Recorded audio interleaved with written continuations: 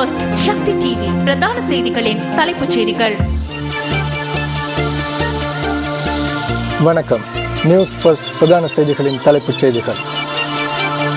பொதுநலவாய நாடுகளுக்காக வழங்கும் நிதியை நிறுத்துவதாக கனடா தெரிவிப்பு. 5 நாட்களில் வீதி விபத்துகளினால் 40 பேர் உயிரிழப்பு. குருநாகல் பகுதியை ஊடறுத்து வீசிய காற்றின் காரணமாக சொத்துகளுக்கு சேதம். இது பற்றிய மேலும் விரிவான தகவல்கள் மற்றும் உள்நாட்டு வெளிநாட்டு செய்திகளோடு கலையகத்தில் கிருஷாந்த் ராஜ் மற்றும் தாரணி. நன்றி ரசூல். வணக்கம். நீங்கள் இணைந்து கொள்வது நியூஸ் ஃபர்ஸ்டின் இரவு 8 மணி பிரதான செய்திகளுடன். தொடர்வன விரிவான செய்திகள். ஜனாதிபதி மஹிந்த ராஜபக்ச தனது குடும்பத்தாருடன் புத்தாண்டு சம்பிரதாயங்களில் ஈடுபட்டார். மெதமோனவில் அமைந்துள்ள வீட்டிற்கு சென்ற ஜனாதிபதி மஹிந்த ராஜபக்ச அவரது மூத்த சகோதரர் சமல் ராஜபக்சவிடம் ஆசீர்வாதங்களை பெற்றுக் கொண்டார்.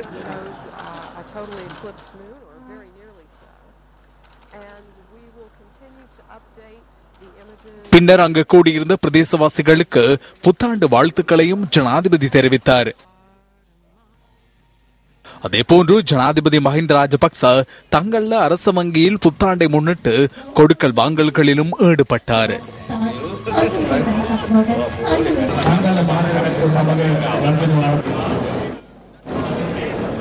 கடந்த 5 நாட்களில் வீதி விபத்துகளில் 40 பேர் உயிரிழந்துள்ளதாக போலீசார் தெரிவிக்கின்றனர். இந்த காலப்பகுதியில் 34 விபத்துகள் பதிவாகியுள்ளதாக போலீஸ் ஊடக பேச்சாளர் சிரேஷ்ட போலீஸ் அத்தியட்சகர் அஜித் ரோஹன தெரிவித்தார்.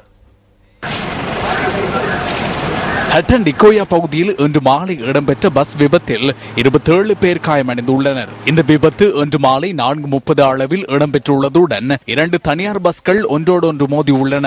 மஸ்கெலியாவில் இருந்து ஹட்டன் நோக்கி பயணித்த பஸ் ஒன்றும் ஹட்டனில் இருந்து சாமிமலை நோக்கி சென்ற பஸ்ஸும் நேருக்கு நேர் மோதி விபத்துக்குள்ளானதாக எமது பிராந்திய செய்தியாளர் குறிப்பிடுகிறார். இந்த விபத்தில் காயமடைந்த 27 பேர் டிகோயா கிளங்கன் வைத்தியசாலையில் அனுமதிக்கப்பட்டுள்ளனர். காயமடைந்தவர்களில் 17 பெண்களும் 8 ஆண்களும் 2 சிறுவர்களும் அடங்குவதாக கிளங்கன் வைத்தியசாலையின் பேச்சாளர் ஒருவர் கூறினார். காயமடைந்தவர்களின் நிலைமை குறித்து கவலை அடைய தேவை இல்லை என்றும் அனைவரும் சிறு சிறு காயங்களுக்கு உள்ளாகி இருப்பதாகவும் வைத்தியசாலை வட்டாரம் தெரிவிக்கிறது. கப்பட்டிப்போல பெலும்கல பகுதியில் இடம்பெற்ற விபத்தில் 5 பேர் காயமடைந்துள்ளனர். செல்மியாபுர பொரகஸ் நோக்கி சென்று கொண்டிருந்த முச்சக்கர வண்டி ஒன்று எதிர் திசையில் வந்த லாரியுடன் மோதி இந்த விபத்து ஏற்பட்டுள்ளதாக போலீசார் தெரிவித்தனர். இதன்போது முச்சக்கர வண்டியில் பயணித்த 2 பெண்களும் 3 பிள்ளைகளும் முச்சக்கர வண்டியின் சாரதியும் காயமடைந்துள்ளனர். விபத்தின் போது காயமடைந்த முச்சக்கர வண்டியின் சாரதி வெளிமடை ஆதார வைத்தியசாலையில் அனுமதிக்கப்பட்டுள்ளதுடன் ஏனையோர் பதுளை வைத்தியசாலைக்கு மாற்றப்பட்டுள்ளனர். இவர்கள் சில்மியாபுர பொரகஸ் பகுதியைச் சேர்ந்தவர்கள் என்பது குறிப்பிடத்தக்கது. நான் பொரகாஸ்ல வெளிமடை நோக்கி வந்து கொண்டிருந்தேன். அப்போ அவர் பொரகாசை நோக்கி அந்த மரக்கறி ஏற்றுறதுக்கு அந்த லொரி வந்து கொண்டு வந்துச்சு. அப்போ நான் பனிக்கு மேலே போகிறேன், அவர் பனிக்கு வராரு. அந்த நேரத்தில் லொரி அங்கிருந்தே ரோட் ஃபுல்லாவே இந்த பாம்பு போற மாதிரி தான் அங்கிட்டு வெட்டி கொண்டு வந்தாரு. தாம் பயணித்த மோட்டார் சைக்கிள் விபத்துக்குள்ளானதில் அரளகங்வில பகுதியைச் சேர்ந்த 36 வயதுடைய 2 பிள்ளைகளின் தாய் ஒருவர் உயிரிழந்துள்ளார். புலனறுவை அரளகங்வில பகுதியைச் சேர்ந்த சமுர்தி உத்தியோகத்தர் ஒருவரின் மோட்டார் சைக்கிளே இவ்வாறு விபத்துக்குள்ளாகியுள்ளது. சம்பவம் தொடர்பில் முச்சக்கர வண்டியை செலுத்தி சென்ற அந்த பெண்ணின் கணவன் கைது செய்யப்பட்டுள்ளார். இதேவேளை அம்பலாந்தோட்டை மாமடல பகுதியில் மோட்டார் சைக்கிளில் பயணித்த ஒருவர் லாரி ஒன்றில் மோதி உயிரிழந்துள்ளார். உயிரிழந்த நபர் மோட்டார் சைக்கிளை வீதியின் மறுபுறத்திற்கு கொண்டு செல்வதற்கு முயற்சித்த போதே இந்த விபத்து இடம்பெற்றுள்ளது. சம்பவம் தொடர்பில் லாரியின் சாரதி கைது செய்யப்பட்டுள்ளார். மென்னேரியா 17ஆம் கட்டை பகுதியில் இடம்பெற்ற விபத்தில் 13 வயது சிறுமி ஒருவர் உயிரிழந்துள்ளார். தந்தையுடன் சைக்கிளில் சென்ற சிறுமியை இவ்வாறு உயிரிழந்துள்ளார். தனது மகளையும் மகனையும் ஏற்றுக்கொண்டு சென்ற வேளையிலேயே எதிரே வந்த வேன் ஒன்றில் மோதுண்டே இந்த விபத்து இடம்பெற்றுள்ளது. உயிரிழந்த சாவிந்திய திவ்யஞ்சலி புலனறுவை ராயல் கல்லூரியில் 8ஆம் வகுப்பில் கல்வி பயின்று வந்துள்ளார். அவருடைய சடலம் புலனறுவை மாவட்ட வைத்தியசாலையிலிருந்து பிரேத பரிசோதனைகளுக்காக புலனறுவை பொது வைத்தியசாலைக்கு அனுப்பி வைக்கப்பட்டுள்ளது. புத்தாண்டு காலத்தில் இடம்பெறும் விபத்துக்கள் குறைவடைந்து காணப்பட்டாலும் பதிவாகிய விபத்துக்களில் அதிகமானவை வீதி விபத்துக்கள் என தேசிய வைத்தியசாலையின் பணிப்பாளர் டாக்டர் அனில் ஜாசிங் தெரிவிக்கிறார். ගිනිකෙලි අනතුරු திடீர் விபத்துக்களை நோக்குமிடத்து தீக்காயங்கள் மிக குறைவாகவே பதிவாகியுள்ளன. கடந்த வருடமும் இந்த வருடமும் 3 விபத்துக்கள் பதிவாகியுள்ளதுடன் ஏனைய விபத்துக்களும் குறைந்த அளவில் பதிவாகியுள்ளன. எனினும் கடந்த வருடம் போன்று இந்த வருடமும் வீதி விபத்துக்கள் அதிகமாக பதிவாகியுள்ளன. எனவே வீதி விபத்துக்கள் தொடர்ந்தும் இடம்பெறுகின்றது என்பதை இவை எடுத்து காட்டுகின்றன. සිදුවෙන බව බහුලව සිදුවන බව අපිට කියන්නට පුළුවන්. கடந்த 10ஆம் தேதி முதல் மதுபோதையில் வாகனம் செலுத்திய 880 பேர் கைது செய்யப்பட்டுள்ளதாக போலீசார் தெரிவிக்கின்றனர். வீதி ஒழுங்குகளை உரிய முறையில் பின்பற்றி செயற்படுமாறு சாரதிகளிடம் போலீசார் வேண்டுகோள் விடுக்கின்றனர். நிலவும் சீரற்ற காலநிலை காரணமாக ஏற்பட்டுள்ள கடும் காற்றினால் நாட்டின் பல பிரதேசங்களிலும் மக்களின் இயல்பு வாழ்க்கை பாதிக்கப்பட்டுள்ளது. மணிக்கு 50 தொடக்கம் 70 கிலோமீட்டர் வேகத்தில் காற்று வீசக்கூடும் என வளிமண்டலவியல் திணைக்களம் தெரிவித்துள்ளதுடன் அவதானமாக இருக்குமாறு பொதுமக்களிடம் கேட்டுக் கொண்டுள்ளது. குருநாகல் நகரத்தை நேற்று ஊடறுத்து வீசிய காற்றினால் பல சொத்துக்களுக்கு சேதம் ஏற்பட்டுள்ளது. குருநாகல் நகரை அண்டிய பிரதேசங்களில் நேற்றிரவு 8 மணியளவில் கடும் காற்று வீசியது. வீதிகளில் மரங்கள் முறிந்து வீழ்ந்ததுடன் குருநாகல் போலீஸ் நிலைய கட்டடத்தின் மீதும் நேற்று மரம் ஒன்று முறிந்து வீழ்ந்தது. இதேவேளை குருநாகல் ஜோன் கொத்தலாவல வித்தியாலயத்தின் 3 மாடி கட்டடத்தின் கூரைக்கும் சேதம் ஏற்பட்டுள்ளது. வடமேல் மாகாண வீதி அபிவிருத்தி அதிகார சபையின் அலுவலகத்தில் நிறுத்தி வைக்கப்பட்டிருந்த லொரியொன்றின் மீதும் மரம் ஒன்று முறிந்து வீழ்ந்தது. இதனை தவிர குருநாகல் வில்கொட பிரதேசத்தின் பல வீடுகளுக்கு சேதம் ஏற்பட்டது. காற்றில் மரங்கள் முறிந்து வீழ்ந்தமையால் அப்பிரதேசத்தில் மின்சாரம் தடைப்பட்டதாக எமது பிராந்திய செய்தியாளர் தெரிவித்தார்.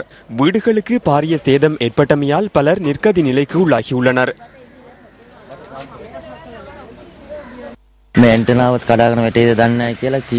ஆண்டனா உடைந்து விடுமோ என்று வெளியே சென்று பார்த்தபோது மரம் முறிந்து வீழ்ந்தது. மனைவியும் மகளும் மரத்துக்கடியில் சிக்கிக் கொண்டனர். அதேபோன்று எனது தாயின் கால்களும் மரத்துக்கடியில் சிக்கிக் கொண்டது. பின்னர் அயலவர்கள் ஓடி வந்து அவர்களை மீட்டனர்.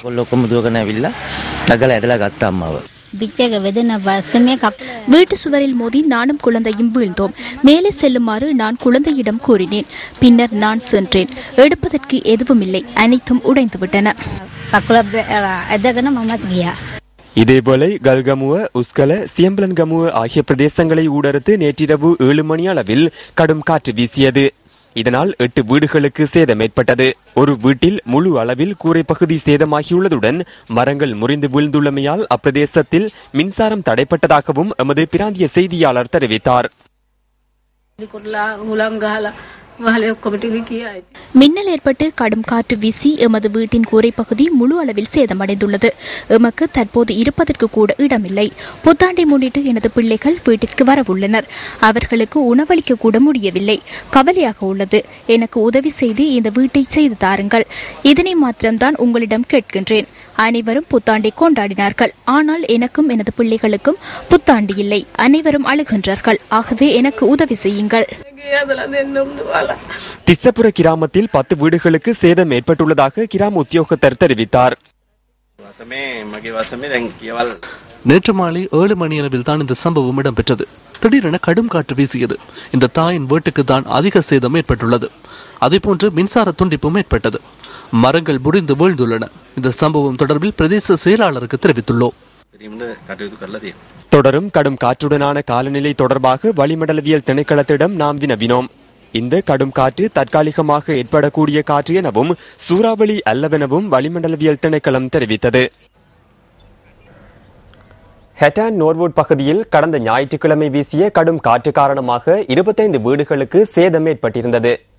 இந்த நிலையில் குறித்த அனர்த்தத்தை எதிர்நோக்கிய மக்களுக்கு இதுவரை எந்தவித நிவாரணங்களும் வழங்கப்படவில்லை என மக்கள் குற்றம் சுமத்துகின்றனர். லோவுட் மேற்பிரிவில் கடந்த 13ஆம் தேதி மாலை மழையுடன் கூடிய கடும் காற்று வீசியதால் சுமார் 25 வீடுகளுக்கு சேதம் ஏற்பட்டது. இந்த அனர்த்தத்தில் வீடுகளின் கூரைகளுக்கும் அதிக அளவு சேதம் ஏற்பட்டிருந்தது. 3 நாட்கள் கடந்துள்ள நிலையில் இதுவரையில் எந்தவித நிவாரணங்களும் தமக்கு பெற்றுத்தரப்படவில்லை என மக்கள் குறிப்பிடுகின்றனர். கிராம சபைக்கெல்லாம் வந்தாங்க, ஒன்றும் பார்த்துட்டு போனாங்க, ஒன்றும் செய்யலை. எஸ்டேட்டில் நேற்று தான் ஆள் கொடுத்து கூரையெல்லாம் செஞ்சு கொடுத்தாங்க. 13ஆம் தேதி இப்படி கரண்ட் தூண் வந்து வீடெல்லாம் உடஞ்சி இப்போ நாங்கள் அடுத்த பக்கத்து வீட்டில் தான் இருக்கோம். இந்த விடயம் தொடர்பில் இடர் முகாமைத்துவ நிலையத்திடம் வினவிய போது சேதமடைந்த குடியிருப்புகள் தனியார் தோட்ட வரம்பிற்குள் காணப்படுவதாக தெரிவிக்கப்பட்டது. இதன் காரணமாக நிவாரணம் வழங்குவதற்கான பொறுப்பு தமக்கு இல்லை என அந்த நிலையத்தினால் தெரிவிக்கப்பட்டது. எவ்வாறாயினும் மாவட்ட அரசாங்க அதிபரினூடாக பாதிக்கப்பட்டவர்களுக்கு நிவாரணம் பெற்றுக் கொள்வதற்கான சாத்தியம் இருப்பதாக இடர் முகாமைத்துவ நிலையம் சுட்டிக்காட்டுகிறது. இதனையடுத்து நுவரெலியா மாவட்ட அரசாங்க அதிபருடன் தொடர்பு கொள்வதற்கு நாம் பல முறை முயற்சித்தும் அந்த முயற்சி பயனளிக்கவில்லை.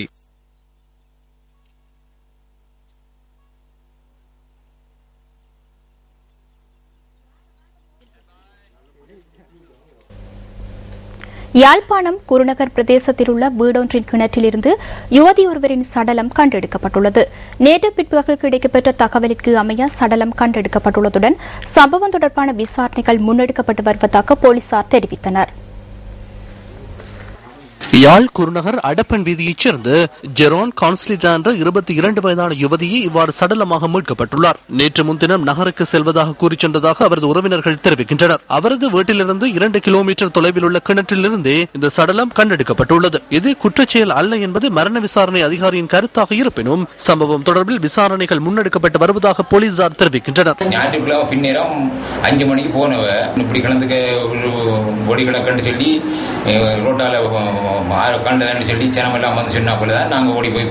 இதேவேளை கிளிநொச்சி புன்னை நீராவி பகுதியில் கிணற்றிலிருந்து கண்டெடுக்கப்பட்ட பெண்ணின் சடலம் கொலை என சந்தேகிப்பதாக போலீசார் தெரிவிக்கின்றனர். அன்றைய தினத்துக்கு முன்தினம் அவர் கொலை செய்யப்பட்டு கிணற்றில் வீசப்பட்டிருக்கலாம் என போலீசார் தெரிவிக்கின்றனர். சம்பவம் தொடர்பில் சந்தேகத்தின் பேரில் அவரது குடும்ப உறுப்பினர் ஒருவர் கைது செய்யப்பட்டுள்ளதாக போலீசார் தெரிவிக்கின்றனர்.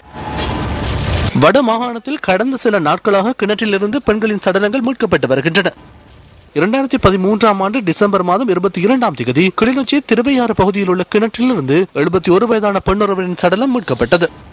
2013 டிசம்பர் மாதம் 8ஆம் தேதி யாழ்ப்பாணம் இனவில் கிழக்கு பகுதியில் 41 வயதான 2 பிள்ளைகளின் தாயொருவரின் சடலம் மீட்கப்பட்டது. 2013 அக்டோபர் 29ஆம் தேதி யாழ்ப்பாணம் புத்தூரில் கிணற்றிலிருந்து யுவதி ஒருவரின் சடலம் மீட்கப்பட்டது. எமது கலாச்சாரம், வாழ்க்கை முறை, உணர்வுபூர்வமான பாரம்பரியங்கள் யாவும் கைவிடப்படும் வகையில் இளைஞர்கள் மாற்றப்படுகின்றார்கள் என்றும் அறிந்தேன். பணம் ஒன்றே குறிக்கோளாக செயல்படும் பலரால் உங்கள் உள்ளங்களை வெறும் புலன் இன்பங்களில் லயிக்க வைத்து வாழ்க்கையில் நீங்கள் பெற வேண்டிய, அடைய வேண்டிய, அனுபவிக்க வேண்டிய உயர் இலக்குகளை அடையாது விடச் செய்ய சதிகள் நடக்கின்றன என்பதை நீங்கள் கணக்கில் எடுத்துக் கொண்டீர்களானால் உங்கள் உள்ளங்களை நீங்கள் பாதுகாத்து பக்குவப்படுத்துபவர்களாகி விடுவீர்கள். ஊடகவியலாளர் சிவஞானம் செல்வதீபன் மீது யாழ்ப்பாணத்தில் தாக்குதல் நடத்தப்பட்டுள்ளது. இவர் நேற்றிரவு 8:30 அளவில் தனது மோட்டார் சைக்கிளில் பயணித்துக் கொண்டிருந்த சந்தர்ப்பத்தில் யாழ் வல்லைவெளி பகுதியில் இனந்தெரியாதோர் அவர் மீது தாக்குதல் நடத்தியிருப்பதாக போலீஸ் ஊடக பேச்சாளரும் சிரேஷ்ட போலீஸ் அத்தியட்சகருமான அஜித் ரோஹணன் தெரிவிக்கின்றார். தாக்குதலில் காயமடைந்த ஊடகவியலாளர் சிவஞானம் செல்வதீபன் மந்திகை பருத்தித்துறை ஆதார வைத்தியசாலையில் அனுமதிக்கப்பட்டுள்ளதாக போலீசார் குறிப்பிடுகின்றனர். புள்ளிகளால் தன் மீது தாக்குதல் நடத்தப்பட்டதாக செல்வதீபன் போலீசாருக்கு வாக்குமூலம் வழங்கியுள்ளதாக போலீஸ் ஊடக பேச்சாளர் கூறினார். இது தவிர இந்த தாக்குதல் சம்பவம் தொடர்பில் மேலும் சிலரிடம் போலீசார் வாக்குமூலம் பதிவு செய்துள்ளதாகவும் அஜித் ரோஹண தெரிவிக்கின்றார். இந்த தாக்குதல் சம்பவம் தொடர்பிலான விசாரணைகளின் பொருட்டு விசேட போலீஸ் குழு ஒன்று ஈடுபடுத்தப்பட்டுள்ளதாகவும் அவர் குறிப்பிட்டார். இது தவிர நெல்லியடி போலீசாரும் மேலதிக விசாரணைகளை மேற்கொண்டு வருகின்றனர். 29 வயதான ஊடகவியலாளர் சிவஞானம் செல்வதீபன் யாழ்ப்பாணத்தை சேர்ந்தவர் என்பதுடன் தமிழ் பத்திரிகைகள் சிலவற்றின் யாழ் பிராந்திய செய்தியாளராக சேவையாற்றி வருகின்றார். இதேவேளை வடபகுதியில் மீண்டும் முனைப்பு பெற்றுள்ள ஊடகவியலாளர்கள் மீதான அச்சுறுத்தல்கள் மற்றும் கொலை முயற்சி தாக்குதல்களை யாழ் ஊடக மையம் வன்மையாக கண்டித்துள்ளது. இது தொடர்பாக அறிக்கையொன்றை வெளியிட்டுள்ள யாழ் ஊடக மையம் ஊடகவியலாளர் சிவஞானம் செல்வதீபன் மீதான தாக்குதல் சம்பவம் குறித்து கவலை தெரிவித்துள்ளது. இலங்கையில் இடம்பெற்றதாக கூறப்படும் மனித உரிமை மீறல்கள் காரணமாக பொதுநலவாய அமைப்பிற்கு வழங்கும் நிதியை இடைநிறுத்துவதாக கனேடிய அரசாங்கம் அறிவித்துள்ளது. பொதுநலவாய நாடுகள் அமைப்பிற்கு வருடாந்தம் $10 மில்லியன் அமெரிக்க நிதியுதவியை கனடா வழங்கி வருகிறது. பொதுநலவாய அமைப்பின் தலைமைத்துவத்தினை வகிக்கும் இலங்கையின் மனித உரிமைகள் நிலைமையினை கருத்தில் கொண்டு நிதியுதவி வழங்குவதனை கனடா இடைநிறுத்துவதற்கு நேற்று தீர்மானித்துள்ளது. பொதுநலவாய நாடுகள் அமைப்பிற்கு அடுத்த 2 வருட காலத்திற்காக வழங்கப்பட உள்ள நிதியை சிறுவர் மற்றும் கட்டாய திருமணங்களை நிறுத்தும் நடவடிக்கைகளுக்கு பயன்படுத்துவதற்கு தீர்மானித்துள்ளதாக கனடிய அரசாங்கம் குறிப்பிட்டுள்ளது. பொதுநலவாய அமைப்பின் தற்போதைய தலைமைத்துவத்தை ஏற்றுள்ள நாடு என்ற வகையில் மனித உரிமைகள், அரசியல் நல்லிணக்கம் மற்றும் பொறுப்புக்கூறல் தொடர்பில் அர்த்தமுள்ள செயற்பாடுகளை முன்னெடுக்கும் கடற்பாடு இலங்கைக்கு இருப்பதாக கனடிய வெளிவகார அமைச்சர் ஜான் பேட் சுட்டிக்காட்டியுள்ளார். இந்த விடயங்களில் இலங்கை முன்னேற்றத்தை அடைவதில் தோல்வி கண்டுள்ளதாகவும் அவர் தெரிவித்துள்ளார்.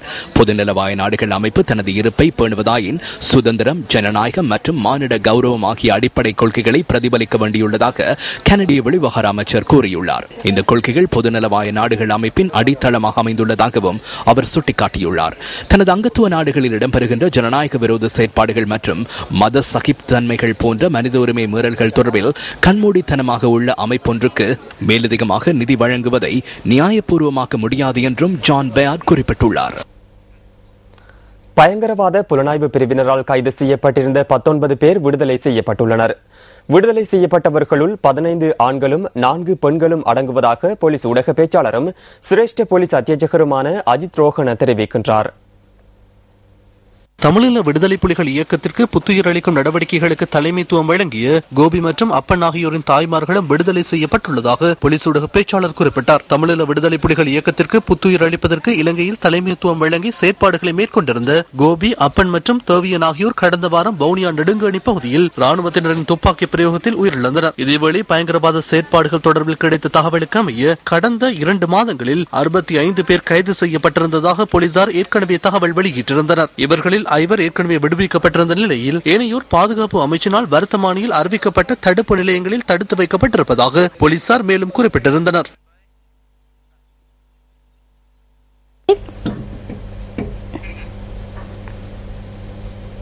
இதேவேளை பொதுநலவாய நாடுகள் அமைப்பில் அங்கத்துவம் வகிக்கின்ற இலங்கை தொடர்பில் தமக்கு உண்மையிலேயே பிரச்சினை தோன்றியிருப்பதாக பிரித்தானிய வெளிவிகார மற்றும் பொதுநலவாய விவகாரங்களுக்கான அலுவலக அமைச்சர் ஹியூகோ ஸ்வாயர் குறிப்பிடுகின்றார்.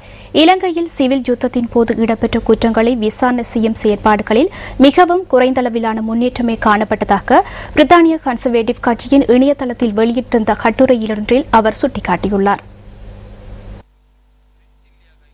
21ஆம் நூற்றாண்டிற்காக பொதுநலவாய அமைப்பு எனும் துணைப்பொருளில் அந்த கட்டுரை வெளியாகியுள்ளது. ஐக்கிய நாடுகளின் மனித உரிமைகள் பேரவைக்குள் சர்வதேச விசாரணையை உறுதி செய்வதற்காக பிரதமர் டேவிட் கேமரன் பாரிய பிரயத்தனம் ஒன்றை மேற்கொண்டிருந்ததாகவும் பிரித்தானிய வெளிவகாரம் மற்றும் பொதுநலவாய விவகாரங்களுக்கான அலுவலக அமைச்சர் சுட்டிக்காட்டியுள்ளார். பொதுநலவாய நாடுகள் அமைப்பில் முதல் முறையாக 2012ஆம் ஆண்டில் பொதுவான குணாம்சங்கள் அடங்கிய பிரகடனம் நிறைவேற்றப்பட்டிருந்ததுடன் அதனை நடைமுறைப்படுத்தும் செயற்பாடுகள் செயலிழந்துள்ளதாகவும் ஹியூகோ ஸ்வேர் தனது கட்டுரையில் தெரிவித்துள்ளார். 2009ஆம் ஆண்டு இலங்கையில் யுத்தம் இடம்பெற்ற காலப்பகுதியில் இந்திய ராணுவ வீரர்கள் நேரடியாக யுத்தத்தில் ஈடுபட்டிருந்ததாகவும் மோதல்களின் போது சில வீரர்களுக்கு காயம் உள்ளானதாகவும் தெரிவித்து இந்திய உயர்நீதிமன்றத்தில் மனு தாக்கல் செய்யப்பட்டுள்ளது.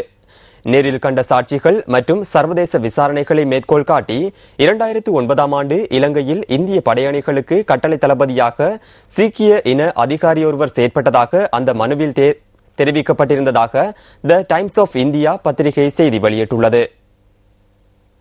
பார்லிமென்ட் மற்றும் ஜனாதிபதியின் அனுமதியின்றி இந்திய ராணுவம் சட்டவிரோதமாக அனுப்பி வைக்கப்பட்டதாக சுட்டிக்காட்டப்பட்டுள்ள நிலையில் இதனால் பாதிக்கப்பட்டவர்களுக்கு நட்டஈடு வழங்குதல் மற்றும் இதனுடன் தொடர்புடைய அதிகாரிகளுக்கு எதிராக சட்ட நடவடிக்கை எடுப்பதற்காக விசேட நீதிமன்றம் ஒன்றை ஸ்தாபிக்குமாறு அந்த மனுவில் கேட்டுக் கொள்ளப்பட்டுள்ளது. டெல்லியின் தமிழ் சட்டத்தரணிகள் சங்கத்தின் செயலாளரான சட்டத்தரணி ராம் சங்கர் இந்த மனுவை கடந்த வாரத்தில் சமர்ப்பித்ததாக த டைம்ஸ் ஆஃப் இந்தியா தெரிவித்துள்ளது. ஏப்ரல் மாதம் 17ஆம் தேதி இந்த மனுவை இந்திய உயர்நீதிமன்றம் ஆராய உள்ளது. இலங்கையின் பாதுகாப்பு தரப்புகளுக்கு ஒத்துழைப்பு வழங்குவதற்காக இந்திய ராணுவம் விமானப்படை மற்றும் கடற்படையின் சிப்பாய்களை சட்டவிரோதமாக இலங்கைக்கு அனுப்பி வைத்துள்ளதாக அந்த மனுவில் குற்றம் சாட்டப்பட்டுள்ளதாக த டைம்ஸ் ஆஃப் இந்தியா செய்தி வெளியிட்டுள்ளது.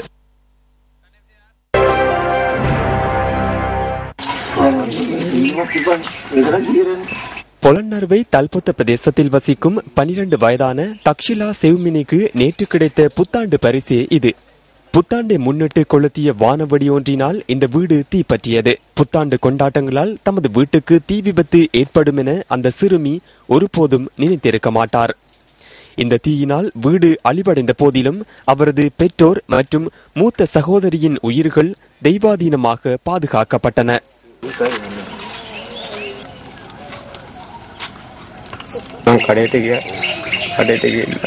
கடைக்கு சென்று 10 நிமிடங்களில் வந்தேன். மகள் ஓடிச் சென்று வீடு எரிவதாக தந்தையிடம் கூறினார். வந்து பார்த்தால் வீடு முழு அளவில் எரிந்திருந்தது. எந்த ஒரு பொருளையும் எடுக்க முடியவில்லை. அணிவதற்கு கூட ஒரு ஆடையேனும் எடுக்க முடியாமல் போனது.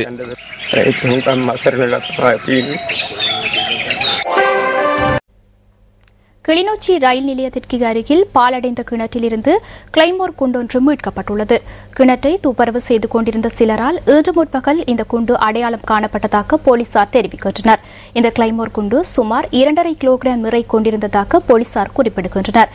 இது தொடர்பாக பொதுமக்களால் வழங்கப்பட்ட தகவலிற்கு அமைய பாதுகாப்பு தரப்பினர் குண்டை மீட்டெடுத்துள்ளதாக போலீசார் கூறுகின்றனர்.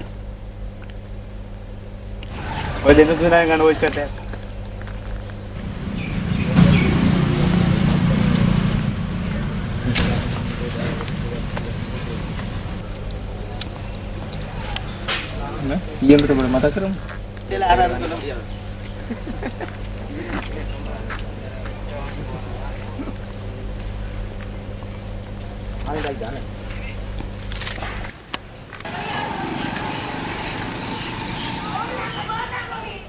அடுத்து சக்தியின் தேடல்.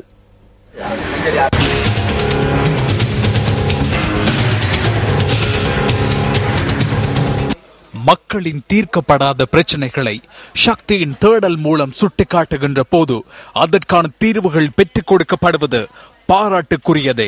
அம்பாறை மாவட்டம் சாலம்பை கேணையில் அமைந்துள்ள வண்ணாத்தி பாலம் கடந்த 2009ஆம் ஆண்டில் ஏற்பட்ட வெள்ளப்பெருக்கினால் சேதமடைந்தது. இதனால் இந்த பாலம் ஊடாக போக்குவரத்து நடவடிக்கைகள் பாதிக்கப்பட்டிருந்தமை குறித்து சக்தியின் தேடல் 2012ஆம் ஆண்டு டிசம்பர் மாதம் சுட்டிக்காட்டியது. இதனை அடுத்து வண்ணாத்தி பாலம் தற்போது புனரமைக்கப்பட்டுள்ளது. இதனால் பிரதேசத்தைச் சேர்ந்த பொதுமக்கள் தமது நன்றிகளை சக்தியின் தேடலுக்கு தெரிவிக்கின்றனர். எங்களுடைய சக்தி நிறுவனம் தேடல் உதவியாளர்கள் அனைவர்களுக்கும் நாங்கள் முழுமையான ஒரு நன்றியை தெரிவித்துக் கொள்வதோடு இந்த பாலத்தை இணைக்கி சரிகாட்டி தந்த அதிகாரிகளுக்கும் எங்களது மனப்பூர்வமான நன்றியை தெரிவித்து வாழ்த்துகின்றோம். பாலம் படிச்சல் பாலம் 2-3 வருடங்களாக பாதை சரியாக இல்லாம இருந்ததால எங்களோட சக்தி நிறுவனம் அதிகாரிகள் எல்லோரும் வந்து இந்த பாலத்தை பார்வையிட்டு இப்ப நல்லபடியாக இணைக்கி தந்திருக்கிறார்கள். எல்லோருக்கும் நன்றி சொல்லுகிறேன். இந்த பாலத்தினூடாக பாடசாலை மாணவர்கள், விவசாயிகள் மற்றும் பல்வேறு அலுவலகங்களில் தொழில் புரிவோர் என பலரும் பயணிக்கின்றனர். அரசியல்வாதிகள் உட்பட அனைத்து அதிகாரிகளுடைய பேசி எங்களுக்கு எதுவித ஏற்பாடும் நடக்கலை. நாங்கள் சக்தியின் தேடலுக்கு அறிவித்த உடனே அந்த சக்தி நிறுவனத்தினர் வந்து பார்வையிட்டு அவர்கள் பல தடவை தெளிவாக்கிய பிறகு அரசு அதிகாரிகள் வந்து உடனே இந்த பாலத்தை 2013 அழகாகவும் மிகவும் சிறப்பாகவும் ஒரு உறுதியான பாலத்தை எங்களுக்கு சரிகாட்டி தந்திருக்கிறார். இந்த பாலம் சேதம் அடைந்திருந்த காலத்தில் போக்குவரத்து நடவடிக்கைகளும் பாதிக்கப்பட்டிருந்தன. அது தொடர்பில் சக்தியின் தேடல் உரிய அதிகாரிகளின் கவனத்திற்கு 2 தடவைகள் கொண்டு வந்திருந்தது. தற்போது வண்ணாத்தி பாலம் ஊடாக மக்கள் சிரமங்களின்றி போக்குவரத்து மேற்கொள்கின்றமை மகிழ்ச்சிக்குரிய விடயமாகும். உலக இளையோர் மாநாட்டை முன்னிட்டு கடந்த 27ஆம் தேதி ஆரம்பிக்கப்பட்ட அரவுண்ட் தி வேர்ல்டின் 40 டேஸ் பயணத்தின் குழுவினர் இன்று தமது விஜயத்தின் ஒரு பகுதியை நிறைவு செய்தனர். இந்த குழுவினர் அமெரிக்காவின் நியூயார்க்கின் பல இடங்களுக்கு இன்றும் விஜயம் செய்தனர். Around the world in 40 days. நாங்கள் தற்போது ஸ்டெடட் தீவை நோக்கி பயணிக்கின்றோம். நியூயார்க் நகரிலிருந்து நாங்கள் பயணத்தை ஆரம்பித்தோம். சுதந்திர தேவியின் சிலையே எனக்கு பின்னால் தெரிகிறது. அமெரிக்க அரசாங்கத்தினால் இலவச படகு சேவை வழங்கப்படுகிறது. அந்த பயணிகள் படகில் பெரும்பாலானோர் கலந்து கொண்டனர். இந்த பயணத்தின் போது நியூயார்க் துறைமுகத்திற்கு மத்தியில் இந்த சிலையை அவதானிக்க முடிகிறது.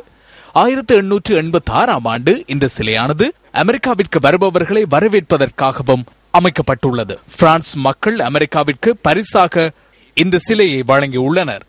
இந்த சிலை 93 மீட்டர் நீளமானது. வருடத்திற்கு 3 மில்லியன் மக்கள் இதனை பார்வையிட வருகின்றனர்.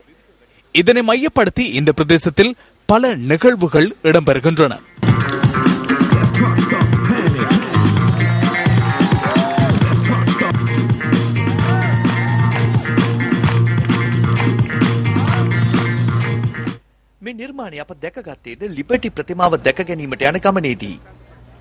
இந்த சுதந்திர தேவியின் சிலையை பார்வையிட சென்ற போதே இந்த நிர்மாணத்தையும் நாங்கள் கண்டோம். 3200 கிலோகிராம் எடையை கொண்ட இந்த சிலையை வேர்ல்ட் ஸ்ட்ரீட் ஃபுல் என அழைக்கின்றனர்.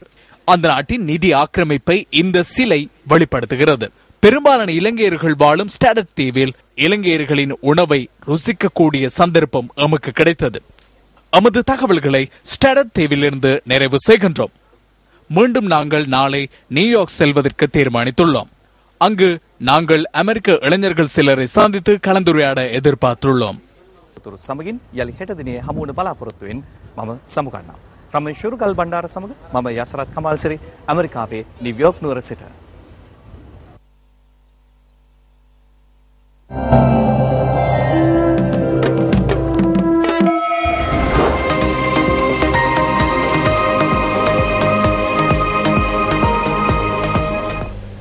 கடந்த சில ஆண்டுகளாக இலங்கை அடைந்துள்ள பொருளாதார வளர்ச்சிக்கு இணையாக பொருளாதாரத்தின் ஏனைய பல துறைகளில் வளர்ச்சி காணப்படாமை சிக்கலாகும் என பொருளாதார நிபுணர்கள் தெரிவிக்கின்றனர். உலகத்தின் பல நாடுகள் விரிவான பொருளாதார வளர்ச்சியுடன் ஏனைய அனைத்து துறைகளிலும் வளர்ச்சிகளை வெளிப்படுத்துகின்ற போதிலும் இலங்கையில் அவ்வாறானதொரு நிலை காணப்படவில்லை என கொழும்பு பல்கலைக்கழகத்தின் பொருளாதார விஞ்ஞான கற்கை பிரிவின் விரிவுரையாளர் ஸ்ரீமால் அபேரத்ன சுட்டிக்காட்டுகின்றார். 2013ஆம் ஆண்டுக்கான மத்திய வங்கியின் அறிக்கையில் வெளிப்படுத்திய நாட்டின் பொருளாதார வளர்ச்சியின் தற்போதைய நிலைமை தொடர்பாக கலந்துரையாடுவதற்கான விவாத நிகழ்ச்சியில் கலந்து கொண்ட போதே ஸ்ரீமால் அபேவர்தன இவ்வாறு தெரிவித்தார். ஆயோஜன வர்த்தனை, விதேச ஆயோஜன வர்த்தனை, அப்பநாயன வர்த்தனை, உள்நாட்டு மற்றும் வெளிநாட்டு முதலீடுகள், ஏற்றுமதி வளர்ச்சி, அரச வரி வருமானம், அதேபோன்று பொதுமக்களின் வாழ்வாதார நிலைமை மற்றும் வறுமை நிலை நாட்டில் குறைவடைதல் போன்ற விடயங்களுடன் ஒப்பிடுகையில் அந்த தகவல்களில் காணப்படும் உள்ளடக்கம் தொடர்பில் பாரிய சிக்கல்கள் காணப்படுகின்றது. මේක අපිට පේන අර සංගත භාවය දකින්න නැතිකම මම හිතන්නේ මට තියෙන විශාල ගැටලුවක්. எதிர்பார்க்கின்ற அளவிற்கு முதலீடுகளில் வளர்ச்சி நிலை ஏற்படுவது இல்லை என்பது தொடர்பிலும் அவர் இதன் போது கருத்து வெளியிட்டார். ආයෝජකයන්ගේ විශ්වාසය இலங்கை தொடர்பாக முதலீட்டாளர்களின் நம்பிக்கையில் முன்னேற்றம் காணப்படவில்லை. இதுதான் பிரதான காரணமாகும். இதற்கு பல காரணங்கள் உள்ளன. கொள்கைகளில் காணப்படுகின்ற உள்ளடக்கங்களில் தற்போதைய நிலைமை மற்றும் 20 அல்லது 30 ஆண்டுகளுக்கு முதலீடுகளுக்கு காணப்படுகின்ற பாதிப்பு தொடர்பில் முதலீட்டாளர்கள் அவதானம் செலுத்துகின்றமை முக்கிய விடயமாகும். தமது முதலீடுகளுக்கான சூழல் சிறந்ததாக அமையுமா என அவர்கள் சிந்திக்கின்றனர். அதேபோன்று முதலீடுகளின் லாபம் தொடர்பாகவும் கவனம் செலுத்துகின்றனர். இவ்வாறான விடயங்களை முதலீட்டாளர்கள் கூடிய அளவு கவனம் செலுத்துகின்றனர். இதன் அடிப்படையிலேயே இலங்கையில் முதலீடுகள் தொடர்பில் தீர்மானிக்கின்றனர்.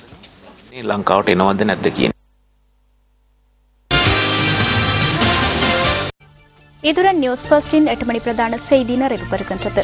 மீண்டும் சந்திக்கலாம் நியூஸ் ஃபர்ஸ்டின் டுநைட் செய்திகளுடன். வணக்கம். Hotline 0114-896-896 www.newsfirst.lk. Feedback